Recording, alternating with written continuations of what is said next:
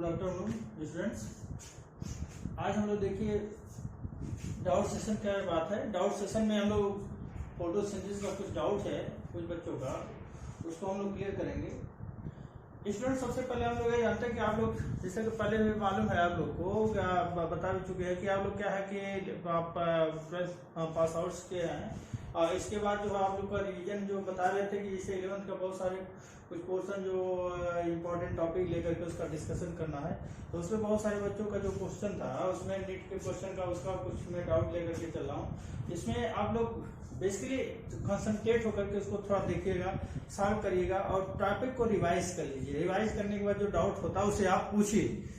जैसे यहाँ पर हम क्या है बहुत ज्यादा समय न लेते हुए इसको हम देखते हैं। सबसे पहले क्या होता है कि जैसे फोटोसिंथेसिस में पहला जो टॉपिक होता है, पहला जो क्वेश्चन है इसमें यह है कि phosphoenol pyruvate is primary CO2 acceptor in, मतलब फास्फोइनॉल पाइरूवेट जो होता है प्राइमरी एक्सेप्टर किसका होता है। तो यहाँ पर देखा है जो ऑप्शन होता है पहले C3 प्लांट, उसके बाद C4 plant, C2 plant and C3 and C4 plant.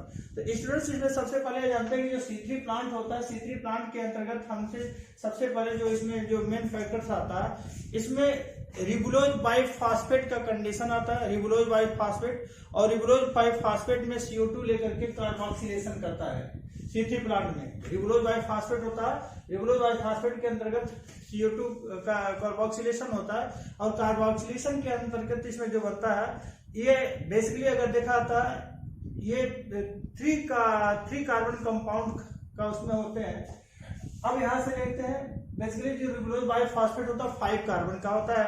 Ribulose biphosphate 5 carbon का होता है और 1 कार्बन डाइऑक्साइड जो होता है अगर देखा जाता है जो रिबुलोज बाइ RUBP होता है, RUBP ये 5 कार्बन का होता है।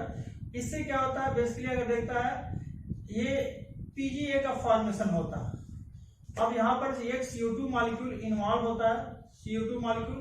अब ये CO2 मॉलिक्यूल इन्वॉल्व होने कार्बोक्सिलेशन होता है। तो यहाँ पर क्या बनता है एक 5 कार्बन ए प्लस 1 कार्बन ए होकर के क्या होता है 6 कार्बन होता है। तो 6 कार्बन यानी ये PGA कितना होता है 3 कार्बन का होता है। तो ये 2 मॉलिक्यूल बनाता है, 2 मॉलिक्यूल यानी 6 कार्बन का हो गया 2 मॉलिक्यूल। और PGA के थ्रू क्या होता है यहाँ पर बनता है, फिर ये बनता है ये PgAl बनता है, PgAl बनता है फास्फोग्लिसराइड, फास्फोग्लिसरिक एसिड से फास्फोग्लिसराइड होता है। अब इसमें क्या होता है बेसिकली अगर देखा था रिडक्शन प्रोसेस होता है जहां पर NADPH H2 से और NADPH प्लस ATP से क्या होता है इसमें NADP plus ADP plus IP का फॉर्मेशन होता है, यानी रिड्यूस करता है। यानी NADPH2 से NADP में ATP से ADP के फॉर्मेशन में होता है।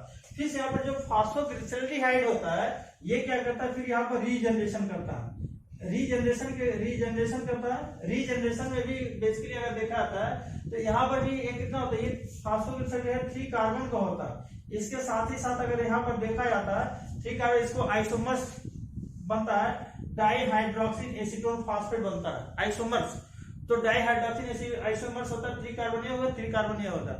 अब यहाँ से यहाँ इसका कंडीशन होता है ये सिंथेसाइज होता है। सिंथेसिस करने के बाद जो होता है फास्फोग्लिसराइड क्या करता है यहाँ पर इस कंडीशन में रीजनरेशन के अंतर्गत क्या होता है 4 कार्बन कंपाउंड का इरेथ्रोज बनेगा। इरेथ्रोज के साथ साथ सीडोहेप्टोलेज बनेगा।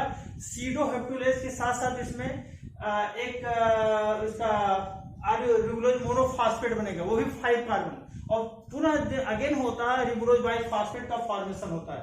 इट मींस यहाँ पर जो होता है ये अगेन क्या करता है रीजनरेट करता है। तो यहाँ पर कार्बोक्सिलेशन होता है, यहाँ पर रिडक्शन होता है और इस कंडीशन में क्या होता है रीजनरेशन होता है। अब यहाँ से जो दूसरा इसका जो प्रोसेस होता है यहाँ पर देखते हैं जो फास्फोग्लिसराइड का होता है ये फ्रक्टोज 1,6 डाइफॉस्फेट से फ्रक्टोज 1,6 फास्फेट और फ्रक्टोज 1,6 फास्फेट से ग्लूकोज 6 फास्फेट और ग्लूकोज 6 फास्फेट से ग्लूकोज का फॉर्मेशन होता है। इट मींस यहाँ पर जो होता है ये ग्लूकोज का फॉर्मेशन होता है। तो ये C3 प्लांट के अंतर्गत होता है। ठीक, तो ये एक तरीके से अगर देखा था तो इस कंडीशन में तो फास्फोइनॉल पाइरुवेट का इसका कोई इसमें नहीं होता। यहाँ पर ribulose biphosphate Rubisco enzyme involve होता है।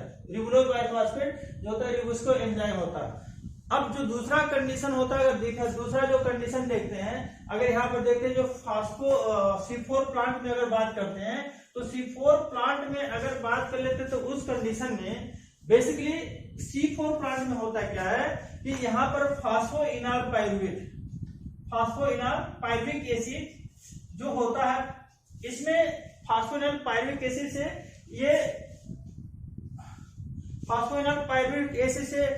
ये फॉर्मेशन होता है और इस कंडीशन में ऑक्जेलो एस्टिक एसिड बनता है। यहाँ पर ये क्या होता है, पेप्केज एंजाइम इन्वॉल्व होता है और ऑक्जेलो एस्टिक एसिड का फॉर्मेशन होता है। ये बेसिकली अगर देखा था यहाँ पर ये 3 कार्बन का कंपाउंड होता है। यहाँ पर भी CO2 का कार्बोक्सिलेशन के कंडीशन में 4 कार्बन कंपाउंड का डेवलपमेंट होता है। 4 कार्बन कंपाउंड बन जाते हैं और ये 4 कार्बन कंपाउंड के साथ साथ यहाँ पर जो कार्बोक्सिलेशन के साथ साथ होता है तो यह ऑक्जेलो एस्टिक एसिड कितना होता है, 4 कार्बन होता है। देन यहाँ पर क्या फॉर्मेशन होता है, ये मैलिक एसिड बन जाता है। ये इसका फॉर्मेशन होता है मैलिक एसिड और मैलिक एसिड फिर ये ट्रांसपोर्ट करता है। अब ये ट्रांसपोर्ट कहां पर करता है, मैलिक एसिड से ट्रांसपोर्ट करके ये बना देता है। बेसिकली अगर देखा था ये पुनः मैलिक एसिड में और यह मैलिक एसिड फिर क्या करता है पाइरुविक एसिड में, फिर ये पाइरुविक एसिड ट्रांसपोर्ट करता है और ये ट्रांसपोर्ट करके क्या करता है, ये पुनः फास्फोइनॉल पाइरुविक एसिड में इसमें चेंज कर लेता है। तो इस तरीके से जो बेसिकली जो प्रोसेस होता है इसके 2 कंडीशन में होते हैं। फर्स्ट प्रोसेस जो होता है इसमें मीजोफिल सेल्स के अंतर्गत होता है, मीजोफिल सेल होता है और दूसरा जो होता है इसका बंडल सीड सेल। तो इस तरीके से देखा था जो मेजोफिल सेल्स का जो कंडीशन होता है, इस मेजोफिल सेल्स में क्या होता है बेसिकली यहाँ पर देखा जाता है जो C4 प्लांट होता है यहाँ पर फास्फोइनॉल पाइरुविक एसिड होता है एंजाइमेटिक रोल प्ले करता है, जहां पर ये पेप्केज एंजाइम इन्वॉल्व होता है या पेप कार्बोक्सिलेज एंजाइम इन्वॉल्व होता है जो इसके कार्बोक्सिलेशन में प्राइमरी एक्सेप्टर के रूप में इन्वॉल्व होता है। अब यहाँ पर जो होता है ये जो प्रोसेस होता है कहां पर होता है, यहाँ पर क्वेश्चन गया है phosphoenol pyruvic acid primary CO2 acceptor ring. अब यहाँ पर होता है C3 में तो होता नहीं है। दूसरा बताया C4 प्लांट की कंडीशन में यहाँ पर ये C4 प्लांट में इन्वॉल्व होता है, क्योंकि ये जो होता है C4 प्लांट में पेप्केज एंजाइम ही इन्वॉल्व होता है जहां पर ये मेजोफिल सेल्स में होता है। तो ये जो होता है इसका जो करेक्ट आंसर जो होता है ये C4 प्लांट होता है। C2 प्लांट में भी नहीं होता है, क्योंकि C2 प्लांट में जो होता है यह एक तरीके से ये हार्मफुल एक्टिविटी क्रिएट करता है। तो यहाँ पर भी जो होता है ये CO2 का यहाँ पर इन्वॉल्व नहीं होता है और C3 C4 में नहीं होता। जो इसका करेक्ट आंसर होगा ये होता है C4 प्लांट। तो यह इसका फॉर्मेशन होता है या यह इसका करेक्ट आंसर होता है। तो फास्फोइनॉल पाइरुविक एसिड का जो प्राइमरी CO2 एक्सेप्टर होता है वो क्या होता है, C4 प्लांट होता है। दूसरा, अब इसके साथ साथ देखते हैं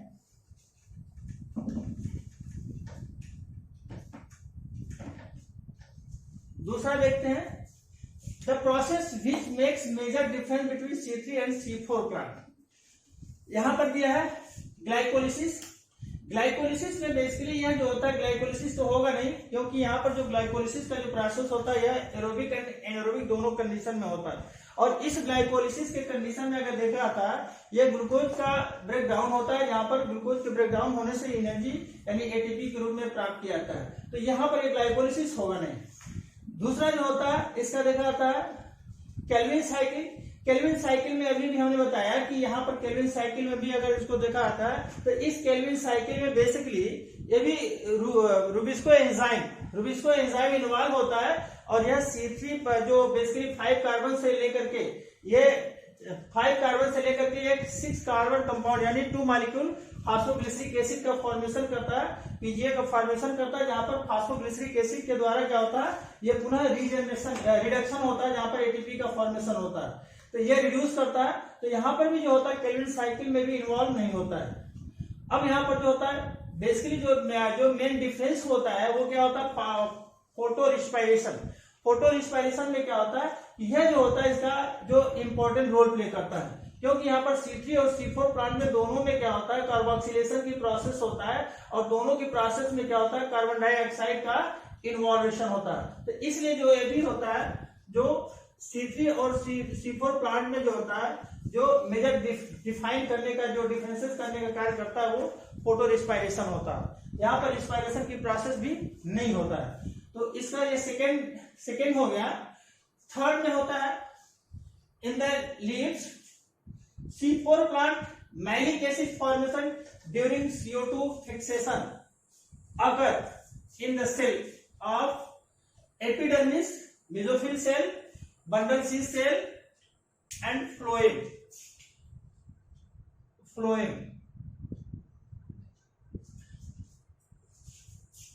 क्या देता है, in the leaves C4 plant malic acid formation during CO2 fixation.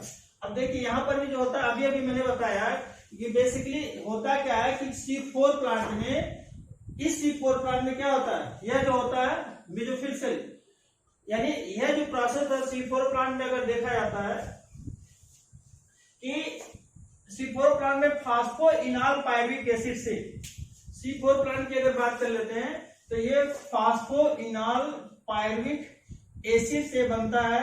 इसका देखा था ये ऑक्सैलोएस्टिक एसिड बनता है, और ऑक्सैलोएस्टिक एसिड से मैलिक एसिड से फिर ये मैलिक एसिड, ये बेसिकली ये होता है किसमें, मेसोफिल सेल में होता है। दो प्रोसेस में होता है। ये मैलिक एसिड पुनः किसमें ट्रांसफर होता है, मैलिक एसिड के द्वारा, और यहां से जो होता है ये पायरुविक एसिड में जाता है, पायरुविक एसिड, और पायरुविक एसिड से पुनः पायरुविक एसिड, और यहां से पुनः इसमें ट्रांसफर होता है। यहाँ पर दो प्रोसेस होता है। पहला प्रोसेस मेसोफिल सेल होता है, दूसरा होता है बंडल शीथ सेल। तो यहाँ पर भी जो होता है ये C3 साइकिल की प्रोसेस होता है, जहां CO2 का होता है C3 साइकिल पाए जाते हैं। तो यहाँ पर भी अगर देखा जाता है, जो लीव्स ऑफ C4 प्लांट में मैलिक एसिड का फॉर्मेशन होता है, वो किसमें होता है, ये बेसिकली कौन सा होता है, ये अगर इसको देखा होता है, ये मेसोफिल सेल में होता है। C4 प्लांट में जो मैलिक एसिड ये कहां पर डेवलप होता है, जो फॉर्मेशन होता है वो मैलिक एसिड, यहाँ पर देखिए क्या हुआ है, ये फास्फोइनॉल पायरुविक एसिड से ऑक्सैलोएस्टिक एसिड बना है, और ये मेसोफिल सेल के द्वारा किसमें बनता है, ये मैलिक एसिड में, जो मेसोफिल सेल में फॉर्मेशन होता है।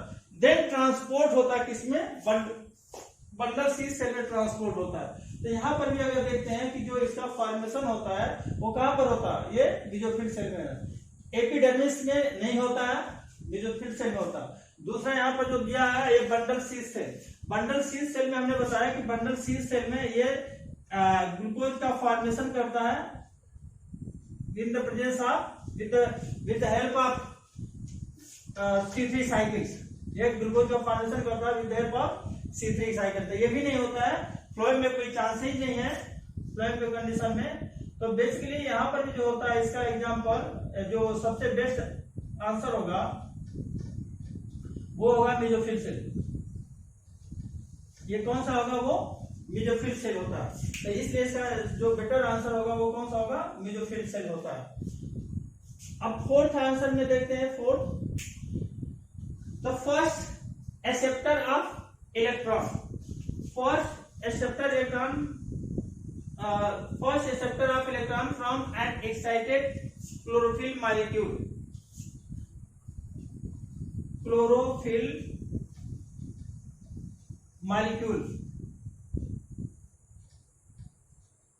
Molecule of photosystem second is. देखिए फर्स्ट एक्सेप्टर इलेक्ट्रॉन जो होता है, बेसिकली अगर इसको देखा जाता है, अगर जो लाइट रिएक्शन की बात करते हैं तो लाइट रिएक्शन में हमने बताया था कि 2 टाइप्स के रिएक्शन होते हैं। लाइट रिएक्शन में 2 टाइप्स के होते हैं, एक नॉन साइक्लिक होता है, दूसरा साइक्लिक होता है। तो साइक्लिक जो फोटोसिस्टम सेकेंड में होता है, फोटोसिस्टम सेकेंड को नॉन साइक्लिक कहते हैं। और वहां पर अगर देखते हैं कि जो इलेक्ट्रॉन होता है वो एसेसरी पिगमेंट के फॉर्म में इन्वॉल्व होता है, जहां पर बहुत सारे इलेक्ट्रॉन ट्रांसपोर्ट किए जाते हैं, और ट्रांसपोर्ट करके कहाँ आते हैं, ये बेसिकली इसको आता है क्विनान पार्ट में आते हैं।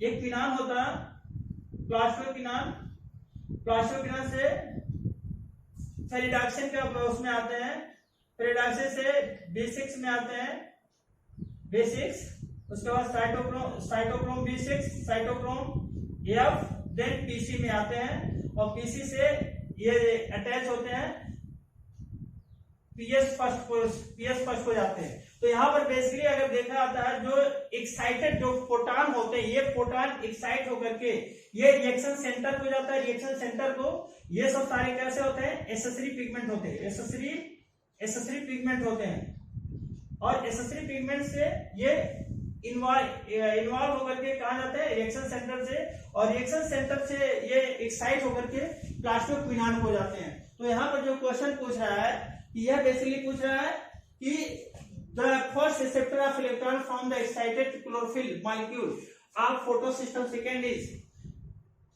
quinine, cytochrome, iron sulfur protein and ferredoxin. तो यहाँ पर जो होता है ये प्लास्टोक्विनान का पार्ट होता है जिसे क्विनान कहते हैं। तो इसका जो फर्स्ट इसका जो एक्सेप्टर इलेक्ट्रॉन होता है वो क्या सा होता है, वो क्विनान का होता है। फेरिडॉक्सिन देखिए यहाँ पर साइटोक्रोम होगा नहीं, साइटोक्रोम इट मींस क्या होता है, ये साइटोक्रोम जो होता है ये इलेक्ट्रॉन ट्रांसपोर्ट ETS का तरह फंक्शनिंग करता है, तो ये तो होगा नहीं। आयरन सल्फर प्रोटीन नहीं होता है, जो विटामिन B6 साइटोक्रोम F के फॉर्म में होता है, ये भी नहीं होगा और फेरिडॉक्सिन भी नहीं होगा। तो यहाँ पर जो सबसे बेटर आंसर होता है वो कौन सा होता है, वो क्विनान होता है। देन फिफ्थ का जो होता है The bulk fixation of carbon through photosynthesis takes place। अब यहाँ पर एक इसमें है एक और अच्छा ये भी क्वेश्चन है, इसका होता है The bulk fixation of carbon through photosynthesis takes place in। यहाँ पर देखिए हमने पहले ही बताया था अर्लियर कंडीशन में ही कि ये जो बल्क फोटोसिंथेसिस होता है बेसिकली अगर देखा था जो सबसे ज्यादा जो फोटोसिंथेसिस का पार्ट होता है वो सी वाटर में होता है, क्योंकि सी वाटर में मैक्सिमम जो होता है वहां पर प्रोड्यूसर्स की कंडीशन पाए जाते हैं।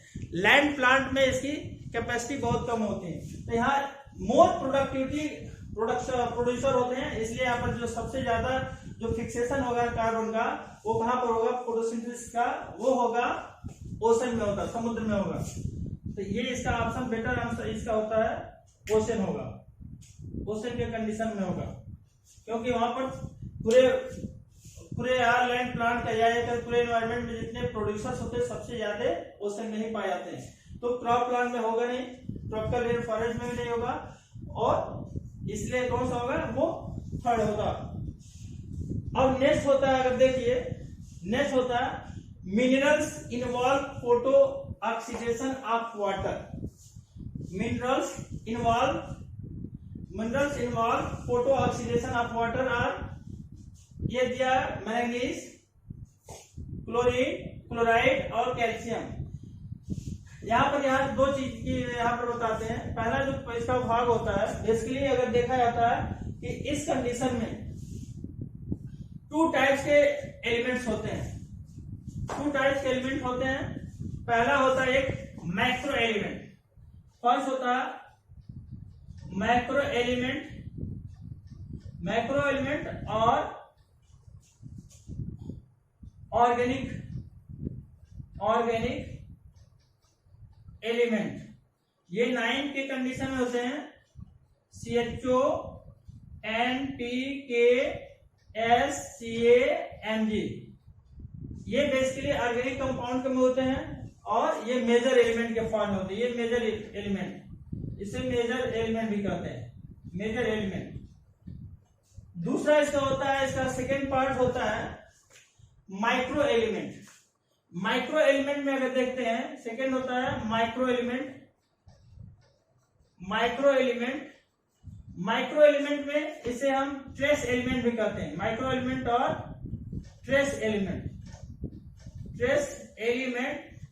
ये एंजाइमेटिक रोल में प्ले करते हैं, और इस एंजाइमेटिक रोल में प्ले करने का मतलब क्या होता है कि ये एंजाइम के फॉर्म में इन्वॉल्व होते हैं। तो यहाँ पर अगर देखिए जो सबसे इंपॉर्टेंट होता है वो मैंगनीज, क्लोराइड और कैल्शियम।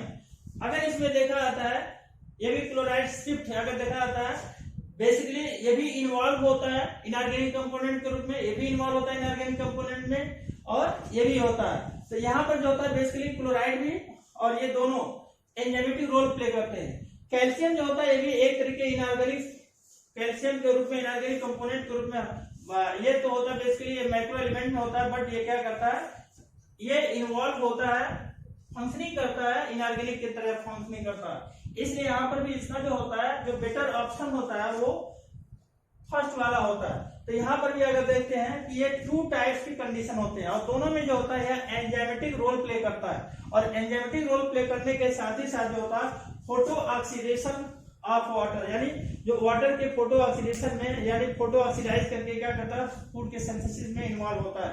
तो प्लांट जो होता है ये इंपॉर्टेंट रोल करता है, प्ले करता है फोटो ऑक्सीडेशन के रूप में, जिसमें से मैंगनीज, क्लोराइड और कैल्शियम इंपॉर्टेंट रोल प्ले करते हैं। तो यह एक तरीके से इसमें ये क्वेश्चन थे। अब इसको आप लोग सभी लोग बच्चों आप लोग थोड़ा सा ध्यान से देखिएगा, सभी जो क्वेश्चन है सभी नीट के क्वेश्चन है, नीट में ये भी आया हुआ है, नीट का ये भी क्वेश्चन है, ये AIPMT का क्वेश्चन है, ये भी AIPMT का क्वेश्चन है, यानी यहाँ पर देखा था सारे के सारे जो होते हैं लगभग सभी नीट के ही क्वेश्चन है। इसलिए आप लोग इसको बेशक थोड़ा सा इत्मीनान से पढ़िएगा, स्टडी करिएगा और जो भी आपको डाउट होता है उसको इनबॉक्स में आप जरूर उसको लिख दिए भेजिए। इसके बाद एक आध क्वेश्चन और ले लेते हैं, देखते हैं एक क्वेश्चन और लेते हैं।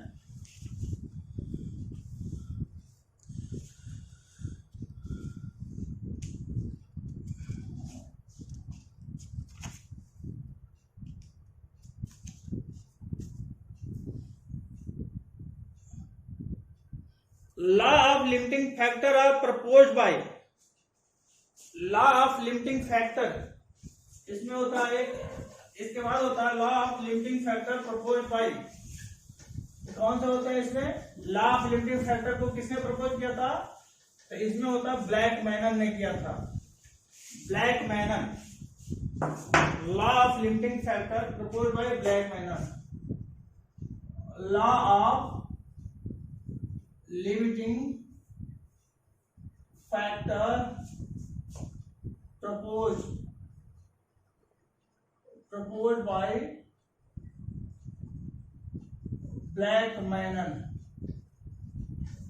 ब्लैकमैन जो थे लॉ ऑफ लिमिटिंग फैक्टर को प्रपोज किया था। इसके साथ rate of photosynthesis in higher, ये तो बहुत सिंपल है, rate of photosynthesis is higher होता है किसमें, रेड में होता है, रेड लाइट में होता है, रेड में होता है, देन ब्लू लाइट में होता है, रेड लाइट और ब्लू लाइट के कंडीशन में होता है। तो पहला रेड होता है, दूसरा ब्लू लाइट होता है। इसके साथ एक और है,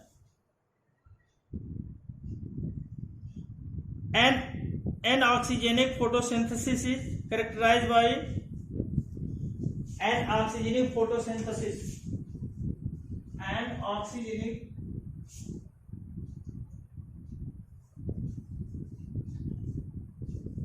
photosynthesis